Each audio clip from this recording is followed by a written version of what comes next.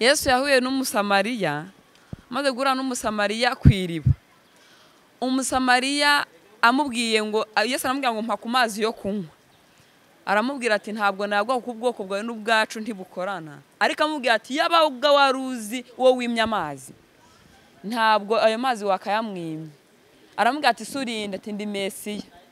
Azamuka umudugudu agenda aririmba ati mundeke ndirimbe nahuye na Mesiya. Nanjye abari banzi kera nabaha iyo message yuko nahuye na Mesiya. Uwo narindi we ubu narahindutse, nahindutse icyaremwe gishya, nabaye umweru umuziranenge utagawa. Rero ubu nabaye umweru umuziranenge, sinkijya mu butayu nkuko nirukanka imisozi nzi ngo niho ndi gushakira Imana. Imisozi myinshi narayirukanze, nkiyiriza inzara nzi ngo niko ndi gukorera Imana. Rero message nabaha niyo kwizera uwabacunguye.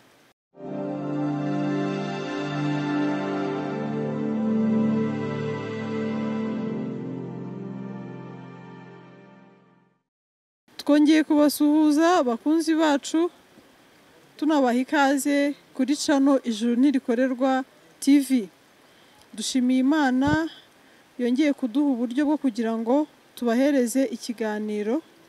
Tunakira uyu mutumirwa wacu mubona kuri kamera. Ni ikaze, ni karibu, urisanga, tuguhaye ikaze. Murakoze kuntumira muri studio zanyu z'Ijuru Ntirikorerwa TV. Ndabashimiye. Amazina nitwa Niyonsenga Claudina, nkaba ndi umwana w'Imana kuri ubu, ntabwo nkitwa yo ngayo. Ndashima n'Imana ko yampinduriye amazina. Yego. Murakoze. Imana ishimwe cyane. Utubwiye ko witwa Niyonsenga Claudina, utuye he? Uri umumama? Ntuye aho bita ku Ruyenzi, ni mu mudugudu wa Kibaya, aho bita kwa Mansera. Ndi umumama, ndubatse, mfite umugabo umwe n'abana babiri. Murakoze. Yego. Uyu munsi rero ugiye kutugezaho ubuhamya bwawe. Utubwiye ko uri umwana w'Imana. Ese wabaye umwana w'Imana bigenze gute? Ni ibintu wavukanye cyangwa byagenze gute? Murakoze, mbajije ikibazo cyiza cyane. Ikibazo ndagikunze. Njyewe ubundi navutse ndi umunyabyaha, kuko nkuko natwe twese twavutse turi abanyabyaha nyine mu ivuko ryacu rya kera ryo muri Adamu. Mvuka nciriyeho iteka, ariko nkajya ngerageza kwikirisha amategeko, kuko navutse iwacu idini ryubatse mu isambu yacu. Nkura njya mu idini, nkura nzi ko ndi gukora imirimo y'Imana, kuko ndibuka nabaga muri korali enye, nzi ngo ndi gukora umurimo w'Imana. Korali ebyiri zo ku rusengero ho nasengeraga, na korali ebyiri zo kuri ADPR, ariko nkaba nzi ngo ndi gukora umurimo w'Imana. Ariko nza kumva amakuru, nza gusoma ijambo ry'Imana rivuga ngo mufite ishyaka ryo gukiranuka ngo ariko ritava mu bwenge. Nshimye Imana yuko namenye yuko nifite icyo gihe ishyaka ryo gukiranuka ariko ritava mu bwenge. None se icyo gihe uwa muri izo korali zose ntago wari umwana w'Imana cyangwa wari umwana w'Imana? Urakoze ku kibazo cyiza umbajije.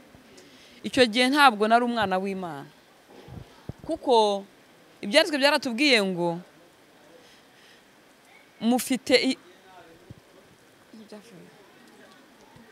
ishyaka ryo gukiranuka ariko ritava mu bwenge. Nanjye nifite ishyaka ryo gukiranuka, ngakora iyo mirimo yose nzi ngo ndi gukorera Imana, nkaririmba, ariko ntari navuka. Kiri mu ivuko rya kera, ntarizera amaraso y'umwana w'Imana, kuko nabivugishaga umunwa ngo narizeye, ariko atari ko bimeze. Nkuko n'ubundi twabiririmbaga muri korali, twarababariwe, ariko wabishyira mu buzima ngo bibuzima muri njye bitari byaho ubuzima muri njyewe. Nari ntarizera bihamye, kuko ndibuka nk'ikanzu nambaye mbatizwa, wari kumubatizo n'ubwo rwose uri umubatizo wari uw'ikinyoma, ariko ndibuka ko rwose nageze ku rusengero nkayitanga, bari kumbwira ati korera Imana, uri gukorera Imana. Imyenda nkayisigayo, inkweto ngataha nambaye amaguru, isaha nkasiga, telefoni, nzi ngo ndi gukora umurimo w'Imana. Kumbe Imana nta n'ubwinzi, rwose ibyo ngibyo ngo nabikoraga ngataha nambaye ubusa imyenda nayisigiye Imana, ntabwo rwose Imana yabibonaga kuko nayo ntari nizera. Ijambo ryaratubwiye ngo Yesu yaratubwiye ngo ni njye nzira n'ukuri n'ubugingo, ntawe ujya kwa Data atari njye mujyanye. Ubwo rero njyewe nayo nizeye ko iyo mirimo yanjye ari izanjyana. Urumva ko ntabwo nari umwana w'Imana rwose. Ego. Waje kuvuka ku Mana gute? Naje kugira umugisha, nawita umugisha kuko hari benshi babyumva ntibabigire ibyabo, babyumva bakavuga ngo abo bari kuyobya abantu, ariko niko kuri kw'ijambo. Naje kugira amahirwe nza kumva inkuru nyibwirijwe na bene data, bambwira yuko Yesu igihe yapfaga ari njye yapfira, imirimo yanjye nkora atariyo yampfiriye. Mbona yuko burya nizeye imirimo nakoze naba mpinduye igikorwa cy'Imana, ahubwo naba ngihinduye imfabusa. Mvuze ngo imirimo nakoze niyo yanjyana mu ijuru, Yesu yaba yarapfiriye ubusa. Kandi koko Yesu yaba yarapfiriye ubusa, kuko dushobora kuba twakikiza urupfu rwa Yesu Kristo rwaba ari imfabusa, nta nubwo yari kuza gupfa kuko twari kuba tubyishoboreye, ahubwo kuko tutabishoboye niyo cyatumye Yesu aza kuza kugira ngo abipfire bya bindi byatunaniye. Yego. Bishimiye n'Imana cyane. Ubwo waje kumenya ayo makuru urayizera cyane ubuvutsu bwa kabiri cyane. Naje kumenya ayo makuru, ndayumva ndanayizera, nyizeza umutima nyatuza akanwa. Ijambo ryatubwiye ngo twizeza umutima tukatuza akanwa tugahinduka abana b'Imana. Mu idini nabo baratubeshyaga ngo ukitwa ni ukubyitwa, ariko twebwe twahinduye kuba abana b'Imana. Nk'uko abana navuze mu buryo bw'umubiri nabyaye ntabihindura ngo mbese niyo bananira, nk'uw'abana nabyaye kano kandi niyo bananira bagakora imirimo yo ndashaka itanshibije, ntabwo nababyaruka ngo binduke nk'ahatari njye nababyaye. N'Imana nuko muri kamere yacu niyo twakora ibi, n'ubundi yaramaze kutubyara ntabwo byakuraho ko yatubyaye. Mbere y'uko uvuka ubwa kabiri watubwiye ko wagiye ukora byinshi, ukaba muri korali zirenze imwe, ebyiri, eshatu, enye. Ese nyuma ho umaze kuvuka ubwa kabiri umenye ko noneho ku bwa Kristo wavutse ku Mana, ubuzima bwawe hari icyo bwahindutseho? Ese noneho bya bindi wakoraga ubu ngubu ubikora ute, byagenze gute? Umbaje ikibazo cyiza cyane, umbaje ikibazo ndagikunze. Nkiri muri kavukire mu mavuko yanjye yo muri Adamu nakoraga imirimo nita myiza ariko ivanze n'imibi, kandi nabo yatubwiye ngo ukora byiza agacumura kimwe ababyishe byose bikaba imfabusa. Ubahiriza amategeko yose ariko agasitara kuri rimwe abayishe yose. Nanjye rero nuko byagendaga, kuko muri no nta muntu wayubahiriza yose. Iyo cyatumye na Yesu aza akayubahiriza kugira ngo ayampe yuzuye yayubahirije, maze bimbarweho bimpindure kuba umwana w'Imana. Nanjye rero imirimo myiza nakoraga ivanze n'imibi ntaho yandikirwa kandi nta n'uwayimenyaga. Ariko kuri ubu maze kuvuka, maze guhindurwa kuba icyaremwe gishya, nsigaye nkora imirimo myiza n'umwami wanjye Imana yanjye ikayibona, kuko nyine navutse mu ivuko rishya ndi umwana wayo. Imirimo myiza nkora yaba gufasha abakene ntabwo byihatamo kugira ngo mbikore kugira ngo Imana imbone none ndajye mu ijuru nk'ugiye kwishyuza, ahubwo mbikora nk'ubuzima, kuko nibwo buzima bw'umwana w'Imana. Watubwiye ko ubundi wavutse uri umunyabyaha, ariko ubwo umaze kuvuka ku Mana wavutse noneho uri umukiranutsi cyane. Ese ibijyanye n'imirimo myiza, mbese kuvuga yenda ibyaha, hari ukuntu abantu yenda bajya batekereza, ese nituvuga ngo Yesu yarabirangije tuba tuvuze ngo umuntu yikorera ibyaha. Wowe uburyo ibyaha byagutwaraga utarumva ubutumwa bwiza ngo wizere uhinduke umwana w'Imana, wabigereranya gute n'ubu ngubu uko ubayeho waramaze kuba umwana w'Imana? Icyo kibazo ni cyiza cyane. Ijambo rya Pawulo baramubajije ngo ese dukore ibyaha ngo ubuntu bw'Imana busage, kuko twahawe ubuntu twikorera ibyaha? Ngo oya, ntibikabeho. Ku mwana w'Imana rero, nk'uko umuntu atajya mu mazi hasi ngo ayatindemo, kandi ifi ishobora kuyajyamo ikayatindamo, ni nako umukiranutsi cyangwa umwana w'Imana ataba mu byaha ngo bikunde. Urakoze cyane.